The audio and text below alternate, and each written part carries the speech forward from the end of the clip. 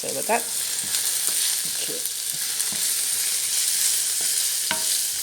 I put the heat on medium, so if you have a gas mark or electric stove with a mark of 1 to 6, then just put it on 3 or on 4, should be okay. Give it a couple of minutes of stir fry. While we're doing that, I'm just going to show you the other ingredients. Here we have some tomatoes. Of course, it's not necessary for you to use this kind of tomatoes. You can just use even tin tomatoes.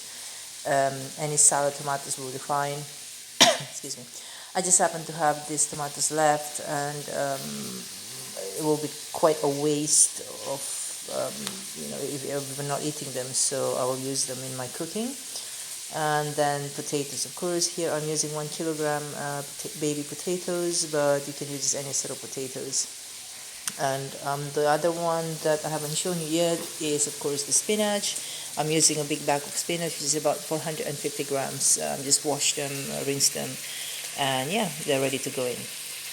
Okay, the onions are looking that they're done, so I'm going to go with the potatoes. In go the potatoes.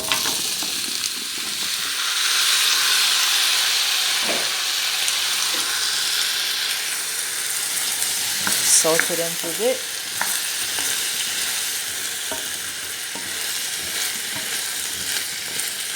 A lot of people actually start off by putting the aromatics first, but I do it on the last minute just because I don't like too much of the smell of the spices. A little bit is enough, but not too much, so I'm putting it over the last minute. Okay, so what I'm doing now, I'm just covering the spinach so that it cooks faster. And while we are waiting for it to cook, I'm going to show you the aromatics. So essentially what you have here is a garam masala, but because I don't have garam masala, so I'm making my own combination, which is coriander and cumin and cloves, some cinnamon, and there's one more ingredient which I don't have. I just happen to run out of it, which is nutmeg. I don't have it, but usually I would substitute the nutmeg with allspice. Not a lot, maybe just a quarter of a teaspoon, really tiny amount, but it makes a difference. And cardamom, and because I am cheap, I don't have cardamom at home, so I'm trying to fish the cardamom from the sun-dried tomatoes oil brine. There's some cardamoms at the bottom. I don't know if you can see them, so I'm going to fish 2 of them out, but that will be enough for the taste. In addition to the garam masala, there are a few more spices that I did not mention before, which is coriander and turmeric, and also some crushed ginger right here. I've put in my tomatoes now.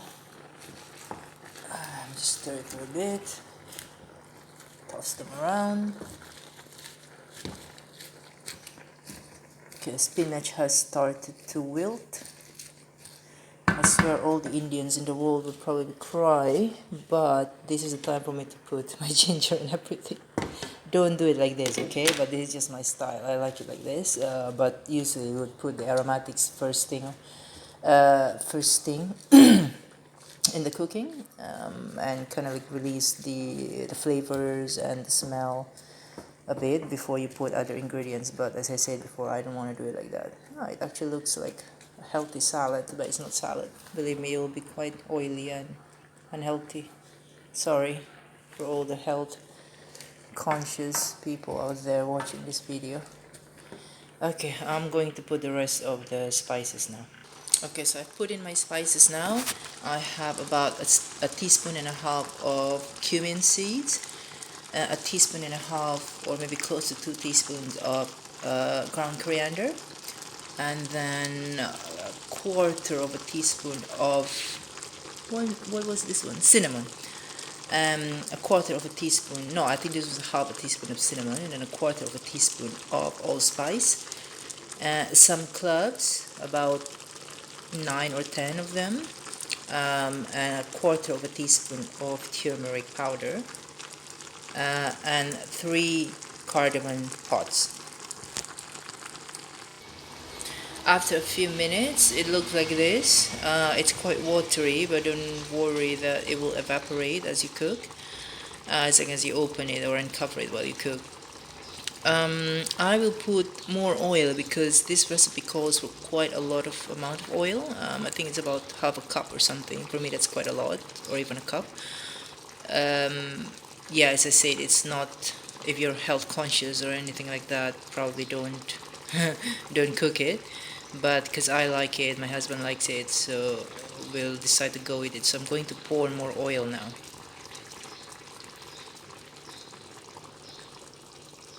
That's about half a cup, I reckon, or maybe 3/4 of a cup. I don't know. That should be enough for now. Okay, now I'm going to put some salt and pepper. I tend to put mine towards like 3/4 or almost after, not at the end, but like after the middle part. Um, yeah, I'm not going to put a lot, just a few sprinkles of salt, and I will taste it. And some pepper, again not a lot because we've got a lot of spices already. And this is just me, but I like to put some brown sugar in my cooking. Again, not a lot, just for that umami taste. I like doing that. Just stir it for a while.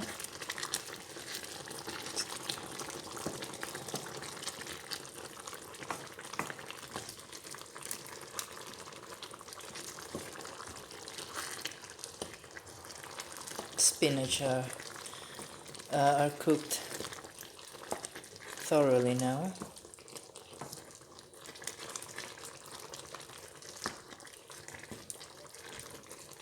Okay. Hi guys, just a couple of notes. So the original recipe actually calls for more spinach than potatoes. So I think it asks for 1 kilogram of spinach and 1 large potato, which equates, I think, 200 grams. But because both of us, we don't like a lot of spinach in our food. Actually, we prefer the potato. Every time we eat aloo saag, we will always eat the potatoes first because that's what we like. So I flipped the recipe, so I actually put more potatoes than spinach. So I put 1 kilogram of potatoes and only a bag of 450 grams of spinach. Another thing also is that some recipe calls for an addition of yogurt. I don't know, maybe like half a cup of yogurt or a quarter of a cup of yogurt, but we don't like it, so we omit that. But yeah, definitely if you want to do it the right way, you would need to put some yogurt. Another thing I want to mention is that this recipe only cost me um, a little bit over £3, but that's because, and that's for like 5 servings minimum. But the reason being that is I use fresh ingredients for almost all of them, so like fresh spinach, fresh tomatoes, etc. But if you want to cut back on costs, I don't think it will make a lot of difference in the taste if you use, for example, frozen spinach, or if you use canned tomatoes. It would probably save you a lot of money, tons of money. I would reckon the whole recipe for the same amount of servings will only cost you £2, no more than that. So definitely, if you're looking for budget meals, something easy, something that doesn't use a lot of ingredients and are readily available from your supermarkets, then I would recommend this one.